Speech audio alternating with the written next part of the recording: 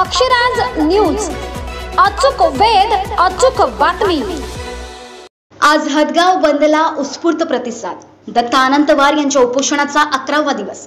मराठा समाजाला सरसकट कुणबी प्रमाणपत्र दिले जात असलेले कुणबी प्रमाणपत्र तात्काळ रद्द करण्याच्या मागणीसाठी ओबीसी कार्यकर्ते दत्ता अनंतवार यांनी दिनांक 21 जुलै 2024 पासून हदगाव तालुक्यातील मौजे कवाना गावी आमरण उपोषण सुरू केले।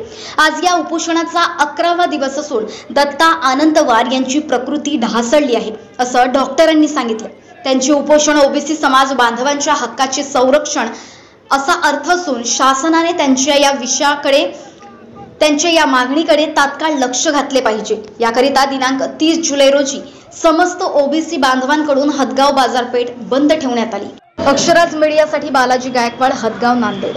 हदगाव तालुक्यातील कवाना येथे आमचे ओबीसी बांधव दत्तात्रय पांडुरंग अनंतवारजी जे अमरण उपोषणाला बसले होते त्यांना पाठिंबा म्हणून आज आम्ही संपूर्ण हदगाव बाजारपेठ बंदचं आवाहन केलं होतं। सर्व ओबीसी बांधवांनी, व्यापारी बांधवांनी आम्हाला खूप प्रतिसाद दिला, त्याबद्दल त्यांचे खूप खूप आभार। अनंतवार साहेबांचं मुख्य मागणी अशी आहे की जी मराठा समाजाची ओबीसी समाजामध्ये घुसखोरी होत आहे ती घुसखोरी त्वरित थांबली पाहिजे। गरीब मराठा समाजाला आरक्षण भेटावं अशी आमची मनोमन इच्छा आहे।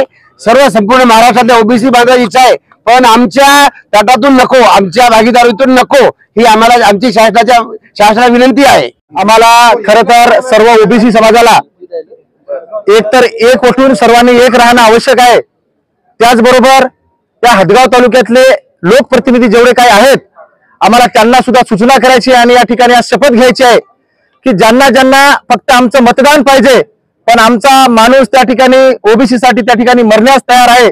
शेवटचा क्षण त्या माणसाचा चालू असताना सुद्धा यांना अजूनही जाग आलेली नाही, पण आम्ही या सर्वच लोकांना येणाऱ्या निवडणुकीमध्ये यांना यांची जागा दाखवून देऊ। त्याचबरोबर मी पोलीस प्रशासनाचा सुद्धा मनातून आभार मानेल की काही सर्किट डोक्याच्या लोकांनी काल आमचं आंदोलन बंद पाडण्याचा प्रयत्न केला होता, त्या लोकांना त्यांनी अटक केली आणि हा आंदोलन या ठिकाणी चांगल्या पद्धतीने कसं होईल याच्यासाठी त्यांनी प्रयत्न केले।